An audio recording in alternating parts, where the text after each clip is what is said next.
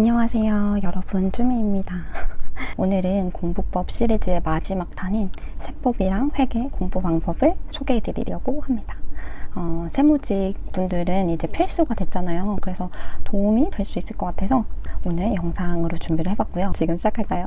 일단 추천 커리를 말씀드리자면 저는 이진욱쌤 커리를 쭉 따랐고요. 기본 강의랑 기출을 봤습니다. 이진욱쌤을 추천하는 이유는 이야기 위주로 세법을 쉽게 설명을 해주셔서 저는 되게 좋았고요. 지금 개설된 강좌를 보니까 입문이랑 기본 강의 이렇게 강의가 세분화되어 있더라고요. 저는 초시생이라면 올인원으로 충분할 것 같고 재시생 분들이라면 스피드업 기본 강의 이거를 들으시면 될 것 같습니다. 그리고 두 번째로 들었던 강의나 교재는요. 저는 이진욱쌤 올인원을 들었고요. 저 때는 이제 기본이랑 심화가 있었는데 저는 심화는 듣지 않았고 기본 이론만 들었었어요. 그리고 이진욱쌤 기출 문제집을 풀었고요. 이후에 기출을 계속 회독하다 보면 세법 기출이 사실 많이 없거든요. 국어랑 영어, 한국사처럼 다양하지 않아요. 그래서 그거를 계속 기출만 풀다 보면 너무 답이 뻔히 보이고 되게 아는 문제 같고 이런 착각에 빠지기 쉽거든요. 그래서 저는 기출이 너무 지겹다 할 때 김경섭쌤 단원별 문풀이를 들었어요. 듣지 않고 풀고 발췌해서 강의를 들었어요. 저는 세법을 문제풀이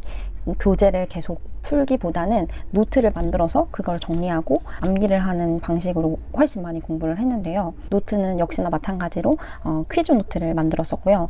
예시는 따로 제가 첨부를 해드리겠습니다. 그리고 세 번째로 공부 방법 팁을 좀 드리자면 첫 번째로 제가 재시생분들을 위한 영상에서도 말씀드렸듯이 파트별로 격파하는 방식으로 공부를 했었어요. 세법을 크게 나누면 국기, 국징, 부가가치세, 법인세, 소득세 그리고 기타 파트로 나누어지잖아요. 일단 국기법 강의를 쭉 듣고 그 다음 날에 국기법 기출을 쭉 풀고 그 다음에 국진법 강의를 듣고 이런 식으로 공부를 하는 거예요. 만약에 강의가 너무 길다면 뭐 강의만 2, 3일 정도 들어도 저는 상관이 없다고 생각을 하고 기출도 마찬가지로 너무 많다면 2, 3일 정도에 나눠서 푸셔도 상관이 없어요. 이 스케줄 같은 경우에는 본인의 역량에 맞게 짜시면 될 것 같고 다만 제가 말씀드리고 싶은 건 반드시 강의를 들을 때 기출을 같이 본다라는 그 사실이고요. 저는 제 시험을 준비하면서 이 방법을 썼던 거라서 압축 강의를 빠르게 들었고 그 다음에 기출을 받고 노트까지 이렇게 한 큐에 파트별로 만들어줬었어요. 만약에 초시생이라면 강의랑 함께 병행을 하되 노트는 나중에 기출 3회독을 한 이후에 만드는 것을 추천을 합니다. 왜냐하면 처음부터 너무 많은 양을 담게 되면 되게 암기하는 것도 벅차고 내가 아는 거랑 모르는 게 혼재돼 있어서 되게 비효율적인 공부가 될 수 있거든요. 그래서 노트는 나중에 만드시길 추천을 드릴게요. 그리고 두 번째는 복습 방법인데요. 저는 세법은 특히나 정독하는 게 되게 어렵더라고요. 그래서 보통의 다른 사람들이 복습할 때는 이제 강의를 쭉 듣고 그 다음에 이제 기본서를 이렇게 정독을 하잖아요. 근데 그게 저는 세법은 용어도 어렵고 저한테는 되게 지겨운 일로 느껴져서 그렇게 하지 않았고 저는 좀 다른 방식으로 복습을 했었는데 소개해드리자면 그냥 강의를 듣잖아요. 강의를 들을 때 A4 용지에다가 막 필기를 해요. 그 선생님이 판서를 해주시는 게 있거든요. 그거를 막 필기를 한 다음에 강의가 끝나면 노트에다가 그 필기를 옮겨줄 거예요. 그러니까 나만의 필기 노트를 만드는 거예요. 그러면서 저는 기본서 정독을 그걸로 대체를 했어요. 이진욱쌤은 스토리텔링 방식으로 세법을 이렇게 사건의 순서를 말하면서 설명을 해주시는데 그 이야기의 흐름을 따라가면서 상기시키면서 공부를 하는 게 훨씬 기억에 더 잘 남더라고요. 그리고 추가 팁으로는 나중에 그 필기를 보고 공부하려고 하면 되게 이게 먼저였나? 이게 어떤 얘기지? 막 이렇게 헷갈리는 경우가 있어요.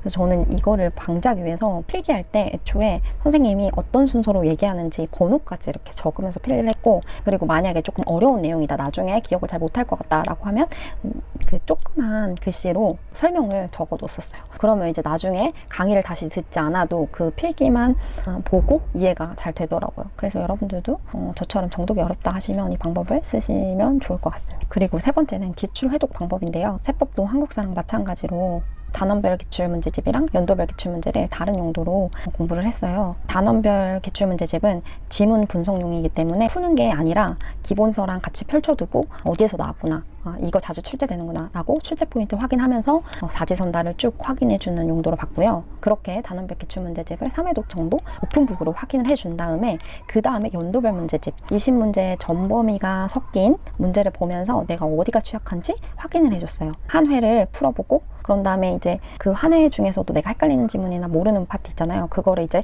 기본서나 내가 예전에 필기했던 거를 다시 한번 봐주고 이런 식으로 발췌해서 공부를 했어요. 그러니까 풀고 모르는 부분 발췌, 풀고 모르는 부분 발췌 이런 식으로 공부를 해줬습니다. 그리고 연도별 기출문제집은 이렇게 제가 제본을 떴었고요. 제가 예전 영상에서 말씀드렸듯이 이렇게 제본을 떠서 몇 회독씩 했어요. 그러니까 근데 궁금해하시는 분들이 계신데 내용을 진짜 별거 없거든요. 그냥 에듀피디라는 사이트에서 최근 5개년 기출을 그냥 쭉 출력을 하는 거예요. 그러면 이렇게 그냥 이렇게 출력해서 두 부 복사해서 한 부를 쭉 푼 다음에 그 다음에 또 풀고 뭐 이런 식으로 세법을 집중해서 뭐 강의 듣고 이렇게 하잖아요. 그런 기간이 끝나게 되면 하루에 한 회씩은 이렇게 풀어줬습니다. 연도별 기출을 제본 떠서. 기출이 제일 중요하잖아요. 그래서 저는 이 방법 되게 추천을 해요. 근데 처음부터 너무 많은 걸 뜨면은 버릴 수 있으니까 두 부 떠서 한 부 푼 다음에 이제 나머지 한 부 남았을 때 한 부 더 필요할 것 같아 라고 하면 그 한 부 아직 안 쓴 거잖아요. 그 한 부를 또 제본 또 뜨고 이런 식으로 하시면 될 것 같거든요. 저는 이거 되게 효과가 많이 좋았어요. 추천을 합니다. 그리고 기타로 질문 주셨던 게 첫 번째, 재시생분들은 교재를 다시 사야 하느냐라는 질문인데요. 세법의 경우에는 저는 그랬어요. 법은 매해마다 개정이 되기 때문에 본을 기본서에다가 옮기는 것도 일이고, 그리고 내가 잘못 옮겨가지고 예전 걸로 알고 시험장에 들어가는 게 너무너무 무서웠기 때문이에요. 그래서 세법 같은 경우는 다시 사줬고, 다른 기타 뭐 국어랑 영어랑 한국사 이런 거는 사실 개정의 폭이 그렇게 크지 않고 개정된다 하더라도 충분히 내가 커버를 할 수 있는 범위이기 때문에 저는 1년이나 2년 정도 된 교재라도 사용을 하셔도 될 것 같고, 그리고 저는 오히려 전 교재로 하는 게 편했던 게 저는 약간 위치로 기억을 잘 하는 편이에요. 그러니까 시각화라고 하죠. 문제를 보면 이거는 여기 부분에 있었는데 약간 이러면서 기억을 하는데, 그게 편집이나 상하 위치가 달라지면은 그것도 달라지니까 더 헷갈리더라고요. 그래서 저는 가지고 계신 기본서를 충분히 활용을 하는 게 좋을 것 같고, 근데 이렇게 기존 교재를 쓰시는 경우에는 연초에 개정 강의랑 그리고 추록본을 꼭 확인해 주셔야겠죠. 그리고 두 번째는 지방세는 언제 공부할지인데요. 국가직은 지방직이 끝나고 해도 충분하다.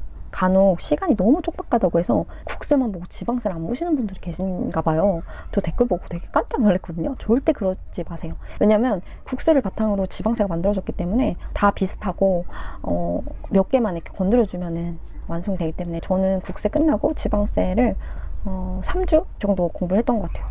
그만큼 국세 하면 지방세 쉽다. 너무 겁먹지 말라고 말씀을 드리고 싶습니다. 그리고 다음으로 회계 질문 주셨던 거 말씀을 드리려고 하는데요.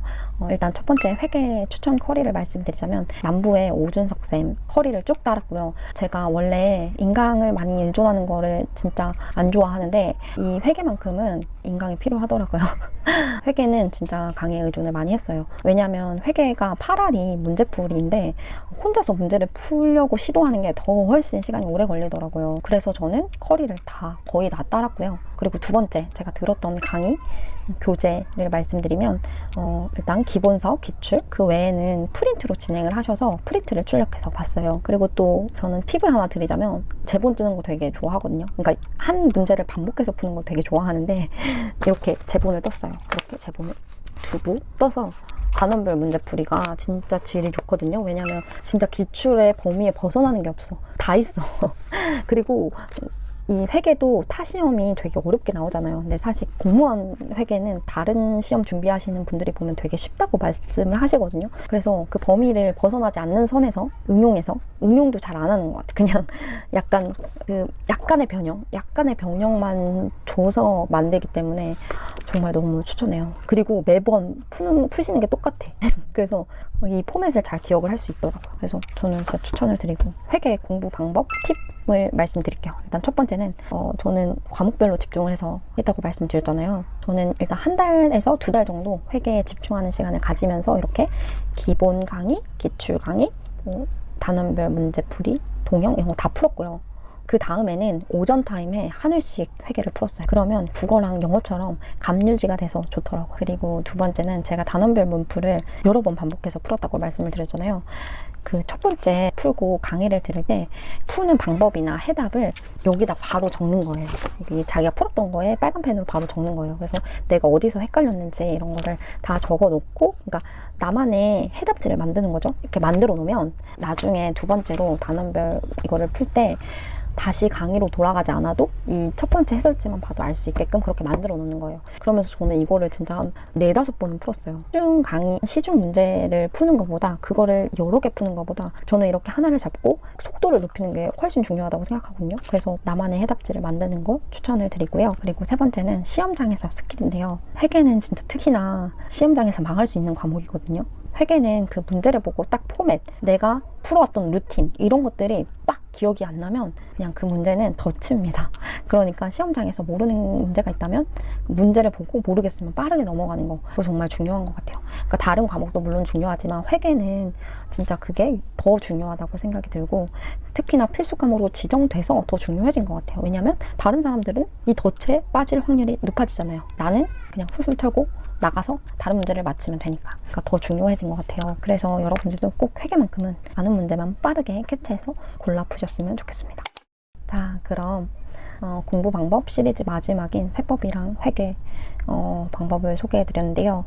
늘 말씀드리는 것처럼 제 방법은 절대 정답이 될 수가 없고, 각자 상황에 맞게 참고할 건 참고하시고 버릴 건 버리시고 효율적으로 공부를 하셨으면 좋겠습니다. 도움이 되셨다면 좋아요와 구독 부탁드리고, 더운 날씨 더위 조심하시고 늘 건강하시고 화이팅 하시길 바랍니다. 그럼 안녕히 계세요.